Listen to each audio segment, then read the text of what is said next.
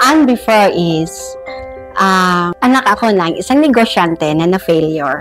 But, syempre, sa negosyo, wala namang tuloy-tuloy. So, ups and downs ako, ups and downs ba. Na-failure din ako sa business kong fishing. Nag-abroad ako. Nung nakilala ko si Mr., ayaw ko pa talagang mag-asawa. So, ang ginawa ko is nag-abroad ako kasi para makalayo sa kanya. But then, hindi. Lalo. So, pagbalik ko ng Pilipinas, tapos kung 2 years, bumalik ako ulit, nagsarili na kami ng negosyo. Kasi fishing nga yung parents ko. Nagkakilala kami ng asawa ko. Alam niyo yung cellphone? Alam niyo yung Nokia? Yung may analog. Gano'n, no? So, at the time, trainer ako ng sayaw. So, DIY instructor ako dati sa Cotabato City. Nagalit ako, sabi ko, ba't gamit mo yung cellphone ng friend ko? Pero ibigay mo kasi kailangan ko ng additional trainer kaya busy ako. And then, sabi niya sa akin, hey, ma'am, nagkamali po kayo. Check niyo yung dial number and then balikan ko po kayo. So, nung binalikan niya ako nang nagkamali. So, of course, I say, sorry po. So, to the point na gisave niya yung number, pinuntahan niya ako ng Cotabato City. So, nung na-failure ako, nagkasakit na rin ang asawa ko. To the point na nag-dialysis na siya. Na-stop yung aking fishing kasi hindi ko na ma-manage yung mga tauhan ko. To the point na wala na akong negosyo at hindi ako pwede, walang hanap buhay. Palubog na pa rin kami ng palubog. Umabot kami sa panahon na nagkakantin ako for the purpose para lang mayroon kaming pang-dialysis. Nagkakantin ako para lang mayroon pambaon yung bunso kong anak. Nagkakantin ako para lang mayroon akong pangkain ng pamilya. Kumbaga, alam mo yun yung umabot ka sa panahon na even pambili ng stick ng coffee, wala ka na. Kasi nga, pag nasa kantin ka, magkano lang naman ang income sa kantin? Titinda ka ng lumpia, titinda ka ng, alam mo yung, hindi naman ko nagtitinda ka ng banana Q, ang akin is yung lumpia, yung burger na lalagyan mo ng, gagawa ka ng pati na gulay lang. Wala akong pakialam kung anong sasabihin ng tao kasi I really love my husband. I really love my children. At lagi kong sinasabi, kaya ko to. At lagi kong sinasabi na hindi ito ibibigay ng Panginoon kung hindi ko kaya. Kaya alam kong kaya ko siyang ilusot. When I met one woman in Bukidnon. So, this woman, hindi ko siya kakilala. Talagang pintuan na yung paglabas ko, nasa lubong ko siya. Ay, ang sarap ng ngiti. And then, nagngiti ako sa kanya. And then, sabi ko, hi po, good morning. Sabi niya, hi, good morning.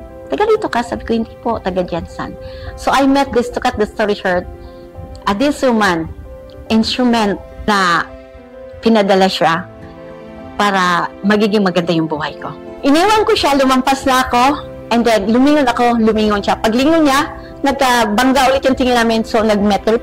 Wow, parang love at first sight. Tumawag siya sa akin. Hi, Ann. Have you remember me? This is Ate Beth. So sabi ko ganun, yes po. Sabi niya, Ann, nasa Jensen ako, wala akong kilala. Kita tayo. And of course, excited ako na makita siya ulit. So, nag-met kami sa isang hotel sa Jensen. Meron siyang pinakita sa akin, so hindi ako nakinig. Kasi sabi ko, networking, multi-level marketing ulit. So, to cut the story short, ayun lang, nagkita kami, and then, wala na naman. After, maybe mga 3 weeks or 1 month, tawag siya ulit. Gidecline ko siya. Pero nasa kantina ako, nagdi-decline lang ako kasi ayaw ko nga siya ma-met kasi nga, alam kong mag-network na naman siya sa akin. So, to cut the story short, panglima, sabi niya, Ann, di ba, nakita tayo, sabi ko sa'yo, may sakit ako. Alam ko naman tagang sakit siya. Cancer. No, colon cancer. So, syempre, na-realize ko na, oy, baka nangangailangan siya ng emotion o ano ba dyan. Kasi, alam ko yung feeling ng isang may sakit kasi nga, nag-aalaga ako ng asawa ko. So, pinuntahan ko siya sa Royal Hotel. Sabi niya, wala daw kaming papag-usapan. Gusto lang niya akong mamet kasi gusto niya magpasama sa akin sa beach ni Pacman para maligo siya sa dagat. Yes! Yun ang sabi niya. So, yun, pumunta kami. Pumunta ako doon. Out of courtesy. Yes. And then, gipresent niya sa akin. Sabi niya ganon. And then, hindi niya talaga ako pinakawalan nun. Sabi ko ganon sa kanya, Ate Beth, parang sa kanila lang siguro. Sabi niya, okay, wag natin pag-usapan yan. Maligo na natin sa beach ni Pacquiao. So, yes, nag-yes pa rin ako. Sabi niya, tomorrow maaga tayo. Hindi ko makalimutan niyang beach ni Pacquiao kasi may puno na dyan kami nakaupo na yung nakalambita yung paa namin. Gumagano, nagkukwentuhan. But nagkukwento na siya ng dahan-dahan sa akin about stem cell. Sabi niya, wala kang ilalagay. Makinig ka lang. Tinapik pa niya ako. Makinig ka lang. So, nakinig lang ako. And then, here comes, sabi ko, mayroon akong kakilala. Yung nasa school na Dean of Discipline ng school kung saan ako nagkakantin. So, siyang nag-present. Pumunta kami ng Royal Hotel. By using Manila paper lang. Kasi, when I met this battle of 4th-year placenta, wala pa rin alam masyado si Miss Beth. So talagang yung way nito is parang kabatuhan pa kung sa Bisaya ba. No? Sinugdanan. Ang pagsugod na mo, kabatuan pa kaayo. But sige lang, go pa rin ako. And then, pagka kinabukasan, magagaling sila, wala akong alam. Wala akong alam talaga sa pag-present. But si Miss Beth ang nag-explain. So, tinulungan ako ni Miss Beth. So, ang masaklap pa pagdating namin ng Marbel, nung pinuntahan na namin yung second client ko, in the name of Grace, she's my leader in Marbel. Same rank sa akin, team elite din siya. Ngayon, no? So, siya nag-present, there is an accident na hindi namin makontrol. Yun yung sinasabi na sometimes hindi natin hawak yung oras natin. Most of the time. So, may nangyari? Yung sasakyan ni Miss Beth, nasa harapan, may nabangga isang motor, nabangga niya yung lalaki nag-turtle sa ilalim ni Miss Beth, ng sasakyan ni Miss Beth. And at that moment, sabi ko, hindi ito para sa akin. Pero hindi ko talaga yan sinabi sa asawa ko, sa pamilya ko. And then, ang akala ko that time, na hindi na magtuloy si Grace, kasi natakot. Pero, God is so good, nag-yes pa din. And then, pagbalik namin ng Jensen, bago umalis si Miss Beth, nag-check-in siya ulit sa Royal Hotel. Sabi niya, bago ako aalis, kita tayo. Binigyan niya ako ng 1 bottle ng stem cell. Wala akong pangbayad. Sabi ko, wala akong pangbayad niyan. Ayaw ko. Sabi niya, hindi mo naman babayaran. Sabi ko, kahit na wag lang muna, Ate Beth. Sabi niya, it's okay. Tikman mo lang kung anong result. Sabihan mo lang ako. Sabi ko, wag lang muna, Ate Beth, pagbalik mo sa susunod. Yung patulakan pa kami. Patulakan. At the end of the day, talagang iniwan ni Miss Beth ang bote. Wala akong magawa kundi bitbitin. So, yun, pag alis niya, nasa akala ko wala na si Miss Beth. Paglabas ko ng Royal Hotel, nasa sasakyan na siya, inaantay niya pala akong lumabas kasi nag-ihi pa ako. Sabi niya sa akin, Ann, hatid na kita sa inyo. Never ako nagsabi kay Miss Beth na ang asawa ko is may sakit. Never ako nagsabi kay Miss Beth na ang asawa ko dialysis patient. So, sabi niya, hatid kita. Sabi ko, wag na po. Sabi niya, sige na. Hindi ka na magmasay. Nag-okay ako. Pero sabi ko, Ate Beth, diretso lang. So, from Royal Hotel, pag tinumbok mo yan, dulo niyan is Saksardian Hospital. So, nandiyan dyan ang asawa ko. Sabi niya, oh, so hospital tayo, Ann. Ano gawin mo dito? Sabi ko, Ate Beth, nasa hospital ang asawa ko. Hindi ko pa rin sa kanya sinabing dialysis ang asawa ko. Ang sabi ko lang na-admit. So, yung bottle, yun yung dadala ko na iniwan niya. Iniwan niya. Na sabi niya, inumin ko kung anong result. So, ang ginawa ko is pinainom ko sa asawa ko. Kasi wala naman akong health issue. Wala ako single maintenance. Up until today, wala akong maintenance. Iyon yung pinasalamatan ko sa Panginoon. And, yes, ininom ng asawa ko ngayong gabi, kinabukasan. And that's the story. Start tuloy-tuloy na. Through the product na ininom ng asawa ko, hindi makapag-dialysis ang asawa ko kasi nga bleeding sa throat. And 9 days na kami sa hospital, marami na nakakabit. Bloated na ang asawa ko. But taking that product, we call it a stem cell.